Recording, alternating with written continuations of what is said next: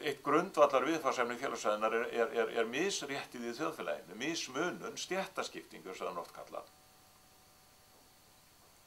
Hún endurspeglast í fjölmiðlum. Að nokkru leyti eru fjölmiðlarnir í sjónvarpið hinn miklu jafnari. Við förum í ólíka vinnu, við erum í misleiðinlegri vinnu, okkur er borgað mismikið kaup.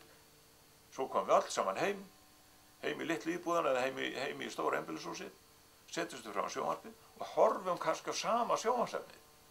Þannig að öll þjóðin, ríkir og fátækir, karlar og konur, ungir og gamlir, þeir sameinast í þessari sömu frístundiði sem var ekki áður. Þegar ríka fólki fór í leikhús og sinfóníutónleika og fátæklingarnir fóru á kannski á íþróttavöllinn eða á ódýrt bíó. Og ríka fólki fór til útlanda, fátæklingarnir fór ekki til útlanda. Nú er ég aðeins í rauninni að víkja frá því sem sagði áðan það að hvað fjölmiðlarnir hafa er orðin fjölbreyttir. Þannig að þessi lýsing mín á sjónvarpinu sem sameinandi afli, hún átti mjög vel við svona síðustu 3 áratugi 20. aldar. Hún svona fram 1990. Frá svona 1985-90 og fram á okkar dag, þá er þetta svolítið að fara í sundur aftur vegna þess að það er alla líkur til þess að til dæmis kynslóðamunur á og fjölmiðlanotkun sé orðin gífurlega mikill núna, sem hann var ekki á meðan við vorum bara með eina eða örfáar sjónvarpsstöðvar.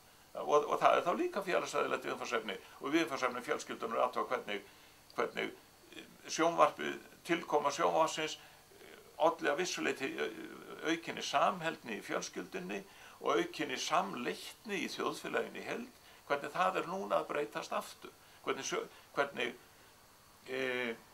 sundurleitnin í þjóðfélaginu sem endurspeglaðist fyrir tíma fjölmiðlanna bara í daglegu lífi fólks í ríkidæmi og fátækt, hvernig þessi sundurleitni var á vissuleyti sléttað yfir hann á þessum hirfi með fjölmiðlum síðar á hluta 20. aldar og hvernig þessi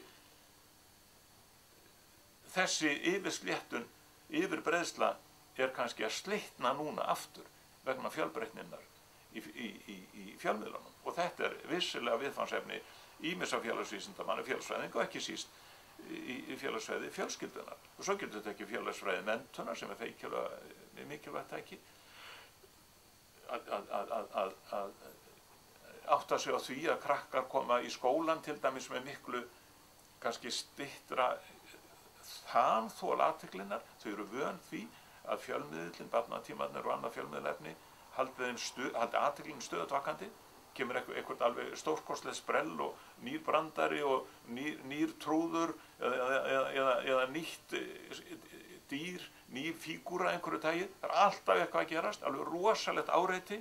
Svo komum við í skólan og kennarinn þarf að keppa við þetta til þess að halda athygli barnanna. Þetta er meira áttar vandamál í skólum í rauninni. Hvernig á að halda athygli krakkana í skólanum? Hvernig getur kennari verið annað leiðilegur þegar hann er í keppni við þetta? Kennarar fyrri tíma koma í tradisjón afa og ömmu sem að lásu sögur fyrir börnin og í rólegheitum töluðu við þau og fræddu þau. Nú er náttúrulega að lýsa þessum afa og ömmur, þeir voru ekki allir svona, þeir voru sem leiðinleg og vitlaus og byggu öðrum landslutum. En svona þessi ímynd fjölskyldunar og foreldrarnir sem að sinntu börnunum sínum, mæðurnar sem unnu heima, hér alveg fram við miðja 20. öld.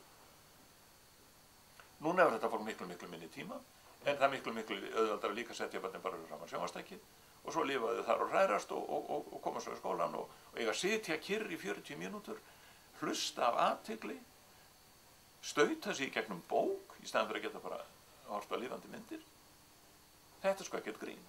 Og þetta skiptir máli fyrir skólakerfið, fyrir fræðslustefnun og fyrir þá sem er að rannsaka hlutverk menntakerfisins í þjóðfélaginu. Við getum líka til dæmis bara litið á heilbrigðiskerfi.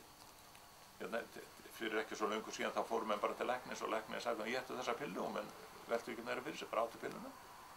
Og batnaði náttúrulega oftast nær sjálfsagt án þess að pillan skipti nokkru máli. Eða drápust og þá var það bara búið mál.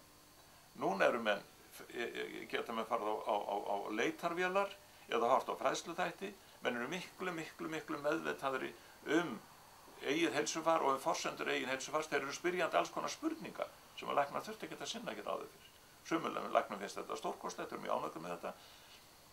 Öðruleiknum finnst það kannski svolítið óþægilegt. Sjúklingur sem að spyrja í stæðan fyrir að bara líða. Og auðvitað þetta ekki bara fjölmiðlarnir, þetta líka lýðræðið í þjóðfélaginu, athugið það.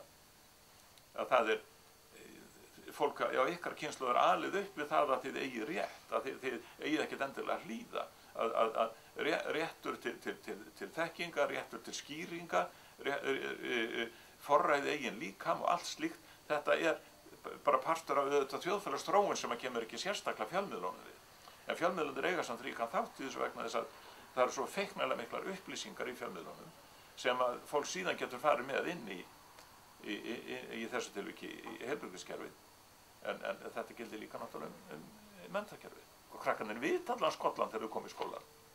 Fyrir utan það að þau krefjast þess að bara leiksýning í gangi allan tíma. Þannig að þarna er samspil, félagsfræðin, hún verður að sýna fjölmiðlunum athygli og verður þar alveg sama hvaða vettvangur félagsfræðinar það sem við erum að tala um. Alls staðar stinga fjölmiðlarnir upp sínum úfna kolli og krefjast athygli.